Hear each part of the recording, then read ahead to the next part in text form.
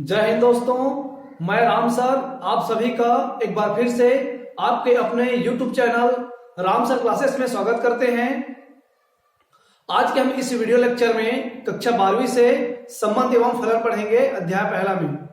तो मैंने chapter first में संबंध एवं फलन में मैंने आपको संबंध के बारे में कुछ चीज बताई थी, संबंध का डेफिनेशन बताया था, संबंध को किससे दर्शाते हैं उसके बारे में बताया था, और मैंने उसमें आपको डोमेन, संबंध का डोमेन, संबंध का रेंज इसके बारे में बताया था। फिर मैंने उसमें आपको प्रतिलोम संबंध बताया था, उसी में इम्पैरिटी रिलेशन बताया था। तो आज इसमें हम लोग स्वतुल्य संबंध, सममित संबंध, संक्रामक संबंध और तुल्यता संबंध के बारे में अध्ययन करेंगे।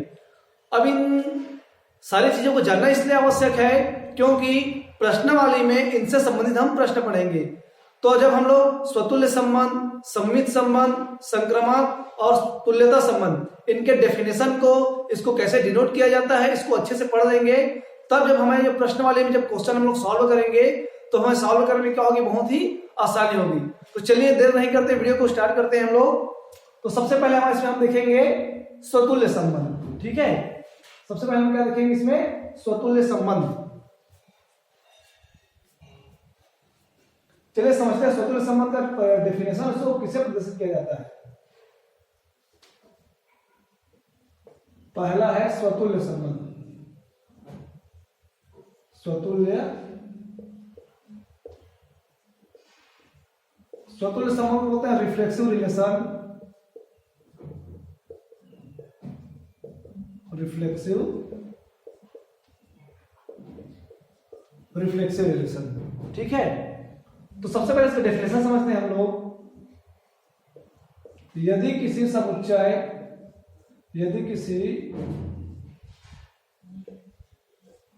समुच्चय A में परिभाषित कोई संबंध,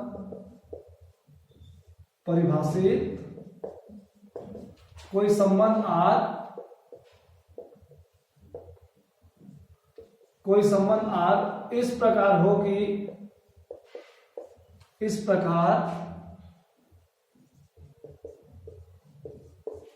हो कि A का प्रत्येक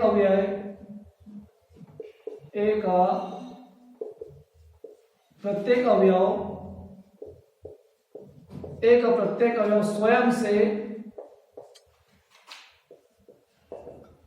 से R द्वारा क्या हो, R द्वारा संबंधित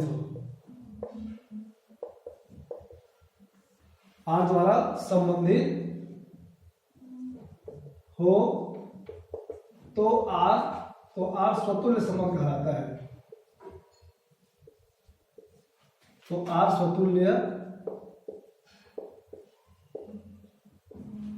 स्वतुल्य संबंध कहलाता है। तो R क्या है, स्वतुल्य संबंध कहलाता है। ठीक है, ये इसका डेफिनेशन था। तो इसको हम समझते हैं। मैं क्या बोल रहा हूं परिभाषा में, यदि किसी समुच्चय A में परिभाषित कोई संबंध R, मान लो कोई हम एक समुच्चय लेंगे A, उसमें एक परिभाषित निकाल देंगे हम लोग संबंध R, इस प्रकार से होगा कि A का प्रत्येक अवयव, जो A का जितने भी अवयव होंगे स्वयं के द्वारा किससे संबंधित होगा, वो R से संबंधित होगा। तब हम क्या कहेंगे, R को हम लोग स्वतुल्य संबंध कहेंगे। जैसे कि देखिए यहाँ पर मानो मैंने लिया एक एलिमेंट जो संबंध R और देखिए एक से क्या है, संबंधित है। मैंने एक x लिया एलिमेंट जो किसका एलिमेंट है, A का है, और R द्वारा स्वयं से क्या है, संबंधित है। For all x belongs to A, कहने का मतलब है कि जो x है किसका एलिमेंट है, जो x है वो किसका सदस्य है, A का सदस्य है। ठीक है, या इसको हम लोग कैसे दर्शाते हैं, या ये तो हमारा एलिमेंट के रूप में था, जब इसको हम लोग क्रमिक रूप में दर्शाएंगे तो x belongs to R for all x belongs to A, जहां पर एक किसका एलिमेंट है, x। हम इसको दोनों तरह से दर्शा सकते हैं। ठीक है, ये हो गया हमारा स्वतुल्य संबंध का डेफिनेशन। अब मैं इसके लिए एक आपको एग्जांपल बताता हूं कि स्वतुल्य संबंध, ताकि आपको आसानी से समझ में आ जाए और अच्छे से। मैंने मानो एक उदाहरण ले रहा हूं यहाँ पर एग्जांपल। मैंने एक एग्जांपल लिया, मानो मैंने एक समुच्चय लिया सेट, मैंने एक सेट लिया A, B और C, ठीक है। और मैंने एक रिलेशन लिया आर। देखिए मैं किस प्रकार का रिलेशन ले रहा हूं, ताकि ए का मैं ऐसा, ए के प्रत्येक अवयव का एक ऐसा एलिमेंट बनाऊंगा जो स्वयं से किसमें संबंधित होगा, आर में संबंधित होगा। तो ये हो गया ए कॉमा ए, बी कॉमा बी और सी कॉमा सी। देखिए तो ए के जितने भी सदस्य हैं स्वयं से, इसके प्रत्येक अवयव स्वयं से इस आर द्वारा, देखिए इस आर में संबंधित है। मतलब तो क्या हो जाएगा यहां पर, आर जो है, आर स्वतुल्य संबंध होगा, स्वतुल्य संबंध होगा। ठीक है, तो ये तो हमारा स्वतुल्य संबंध था जो आपको आसानी से समझ में आ गया होगा। अब इसी में हम लोग समझते हैं सममित संबंध के बारे में, जिसको बोलते हैं सिमेट्रिक रिलेशन। ठीक है,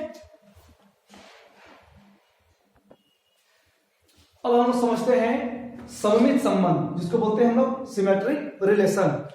अब देखिए इसका डेफिनेशन हम क्या हो जाएगा,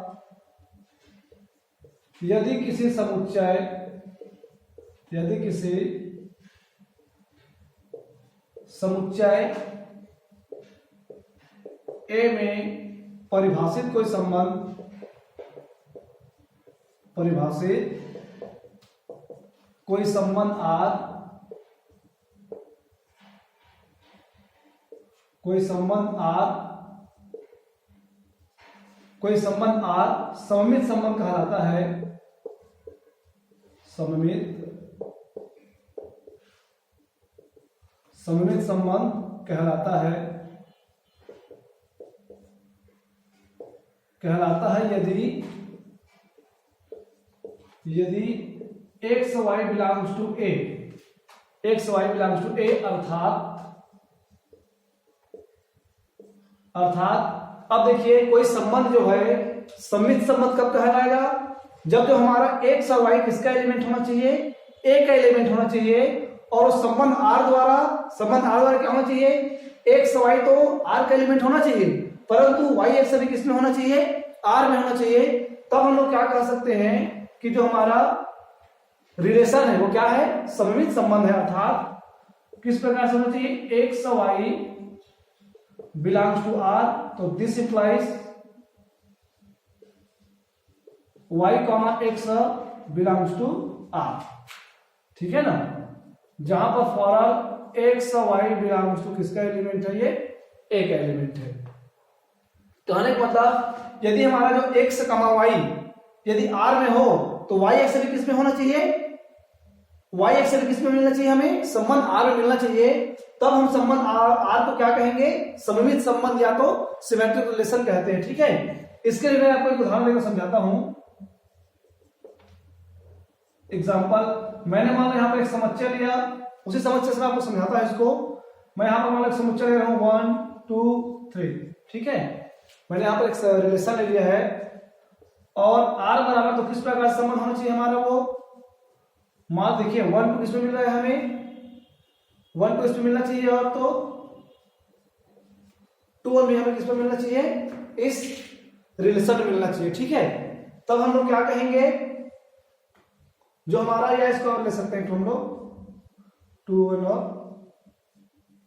चलिए ठीक है, दो ही रहने दीजिए, दो एलिमेंट का हमें दो ही क्रम से की आवश्यकता है यहाँ पर। अब देखिए यदि मैंने लिया एक क्रमिक, एक मैंने क्या लिया, समुच्चय ए में एलिमेंट क्या है हमारे पास, 1 2 3 है, 3 एलिमेंट है, तो हमारा आर किस प्रकार का होना चाहिए, देखिए एक और दो आर में है, लेकिन दो एक भी आर में है। तो यहां पर देखिए 1 2 बिलोंग्स टू आर, तो दिस इंप्लाइज 2 1 में किसमें बिलोंग्स कर रहा है, आर में बिलोंग्स कर रहा है। जहां पर for all 1 2 belongs to A, जहां पर एक और दो किसका एलिमेंट है, एक एलिमेंट है। तब हम कहेंगे कि जो हमारा संबंध आर है वो क्या हो जाएगा, सिमेट्रिक रिलेशन हो जाएगा, सममित संबंध होगा। ठीक है, तो ये भी आपको समझ में आ गया होगा सममित संबंध। अब हम लोग समझते हैं संक्रामक संबंध को। अब देखिए हम समझते हैं संक्रामक संबंध, तो पहले इसका भी डेफिनेशन पढ़ लेते हैं। यदि किसी समुच्चय ए के लिए कोई संबंध आर कोई संबंध आर इस प्रकार हो कि, ठीक है ना, इस प्रकार हो कि x y z belongs to A के लिए, x y z belongs to A के लिए, अर्थात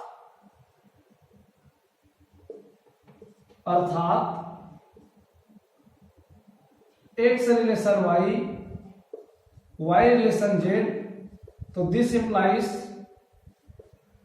एक्स रिलेशन जेड होना चाहिए। क्या मिलना चाहिए हमें?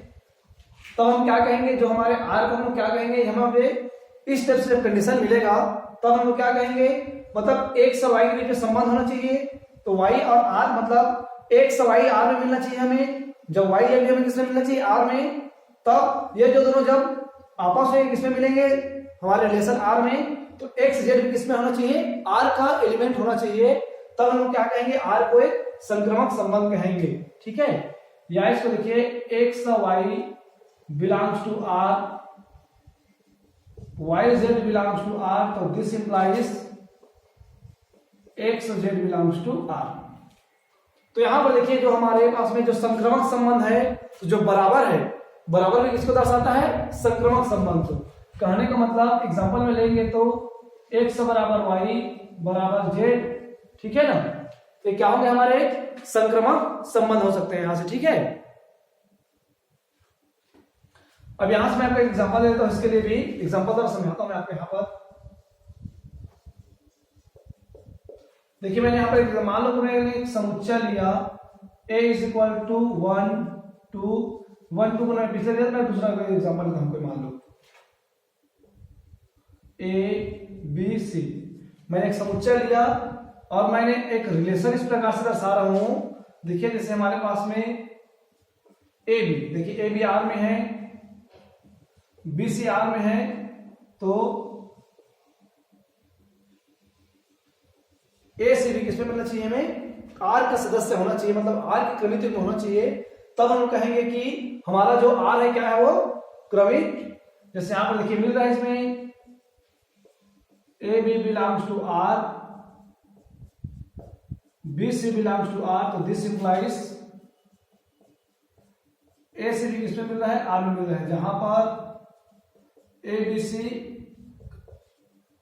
जहां पर A B C belongs to A, जहां पर ए बी सी किसका सदस्य है, ए का सदस्य है। तो देखिए यहां से ए बी इस आर में मिल रहा है, ए बी बी सी भी इस आर में मिल रहा है, और ए सी भी किसमें मिल आर में। तब हम लोग यहां पर आर को क्या कहेंगे कि यस, ये जो क्या है हमारा आर संक्रमक संबंध है। ठीक है, अब देखिए हमने तो संक्रमक संबंध पढ़ लिया, स्वतुल्य संबंध पढ़ लिया, सममित संबंध पढ़ लिया, संक्रमक संबंध पढ़ लिया। अब इसी तीनों को मिलाकर के स्वतुल्य संबंध बनाया जाता है। ठीक है, तो मैं उसको भी आपको बता देता हूं। अब चलिए हम लोग इस तुल्यता संबंध का डेफिनेशन पढ़ते हैं और इसको कैसे हम लोग दर्शाते हैं उसके बारे में समझते हैं। ठीक है, तो सबसे पहले तो यदि किसी समुच्चय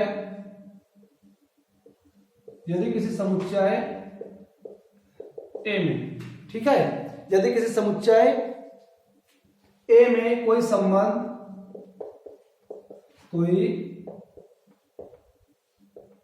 कोई संबंध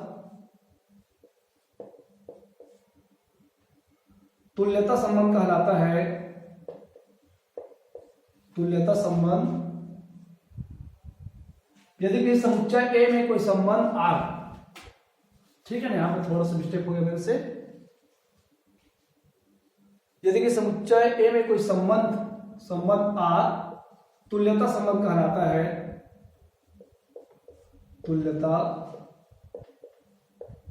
तुल्यता संबंध कहलाता है। ठीक है ना, कब कहलाएगा, संबंध आर, यदि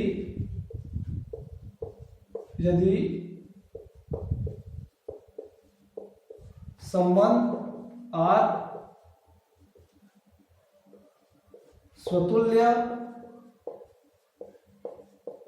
सममित तथा संक्रमक हो। संक्रामक। कहने का मतलब है जब हम आर को हम कब की स्थिति में तुल्यता संबंध कहेंगे, जब वो क्या होना चाहिए, आर हमारा तुल्यता संबंध को सेटिस्फाइड करे, सममित संबंध को संतुष्ट करे, और संक्रामक संबंध को जब वो संतुष्ट करेगा, कौन, संबंध आर, इसको बोलते हैं रिलेशन आर, तब हम क्या कहेंगे, आर को तुल्यता संबंध। देखिए जैसे कि पहला यहां पर ए रिलेशन ए, जहां पर for a belongs to A, तो क्या होना चाहिए, स्वतुल्य संबंध होना चाहिए, ठीक है ना, स्वतुल्य स्वतुल्य होना चाहिए। दूसरा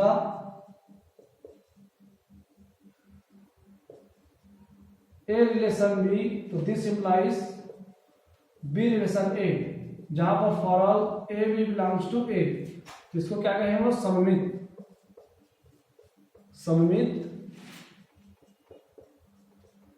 तीसरा हमारा क्या होना चाहिए, a B c, a relation b, b relation सी, तो this implies A relation c for all a B C belongs to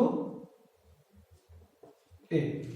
मतलब जब हमारा आर इन तीनों कंडीशन को जब संतुष्ट करेगा, मतलब सेटिस्फाइड करता है यदि तीनों कंडीशन को, तब हम क्या कहेंगे, आर हमारा क्या कहेगा, यदि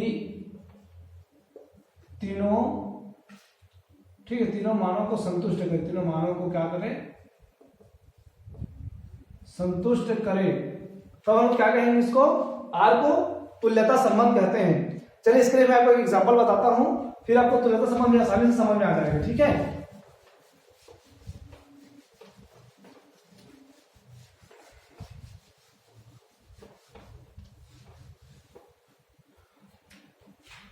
मैं इसको तुल्यता संबंध का एग्जांपल ले रहा हूं। मान लो मैंने कोई समुच्चय लिया, ए बराबर 1 2 3, इस तरह से मैंने एक समुच्चय लिया, और आर बराबर में क्या ले रहा हूं, 1 1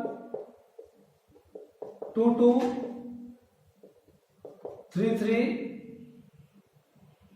या ऐसे ले लेते हैं इसको, 1 1 1 2 1 3 2 1 2 2 2 3 3 1 3 2 3 3, ठीक है ना। इस तरह से मैंने कुछ कंडीशन लिया यहां पर, तब हम लोग क्या करना है, हमें आर, इस आर को हमें क्या करना है, समतुल्यता संबंध प्रूफ करना है। तो चलिए इसको हम लोग सॉल्व करते हैं। सॉल्व, तो पहला स्वतुल्य के लिए हम लोग देखेंगे, तो देखिए आर में क्या होना चाहिए, ए रिलेशन ए होना चाहिए, ठीक है ना, for a belongs to A. तो देखते हैं इसमें रिलेशन है कि नहीं है। तो यहां पर देखिए 1 1 belongs to R, 2 2 belongs to R, 3 3 belongs to R, ठीक है ना। जहां पर हमारे पास में क्या है, 1 2 3 ए का एलिमेंट है। देखिए यहां पर इस आर में क्या 1 1 है, ये 1 1 इस आर में है 2 2, देखिए 2 2 इस आर में भी है, 3 3 इस आर में है। देखिए जो 1 1 2 2 3 3 स्वयं से, मतलब समुच्चय ए जो है स्वयं से इस आर द्वारा क्या संबंधित है, अतः क्या होगा यहां पर, अतः आर स्वतुल्य संबंध है।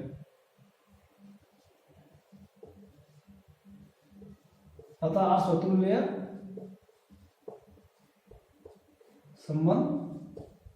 संबंध है, ठीक है।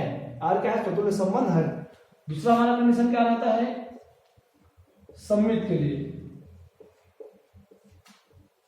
सममित के लिए, तो सममित के लिए कंडीशन क्या है हमारे पास में, A B belongs to R, या क्या होना चाहिए, रिलेशन ए रिलेशन बी, तो this implies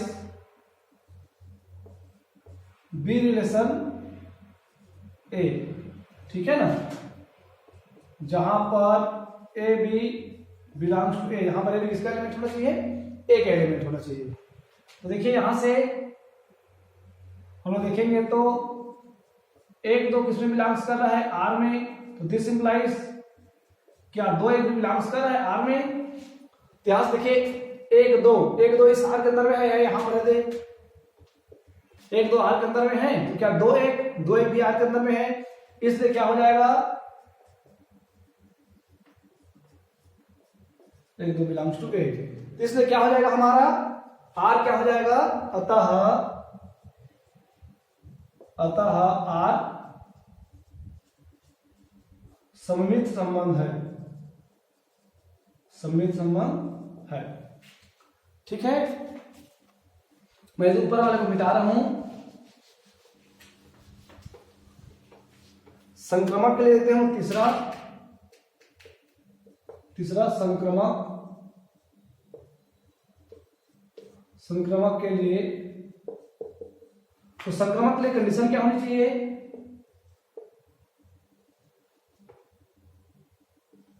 A relation B relation सी, तो this implies A relation C, जहां पर A B C belongs to एक सदस्य होना चाहिए। तो देखिए हम लोग देखते हैं, तो दिस इंप्लाइज यहां पर 1 2 बिलोंग्स कर रहा है आर में, 2 3 बिलोंग्स कर रहा है आर में, तो दिस इंप्लाइज क्या 1 3 भी आर के अंदर में है, जहां पर 1 2 3 बिलोंग्स टू ए। देखिए यहां पर 1 2 इस आर के अंदर में है क्या, हाँ है, यहां से देखिए 2 3 क्या इस आर के अंदर में है 2 3, और क्या 1 3, तो 1 3 भी देखिए यहां पे है इसके अंदर में, इस आर के अंदर में। तो इसलिए क्या हो जाएगा हमारा, इसलिए आर संक्रमक संबंध है। अब देखिए हमारे आर में जो हमें ऊपर में दिया गया था 3 कंडीशन, तो तीनों कंडीशन को से संतुष्ट किया। आज यहां पर क्या है, सिंस आर जो है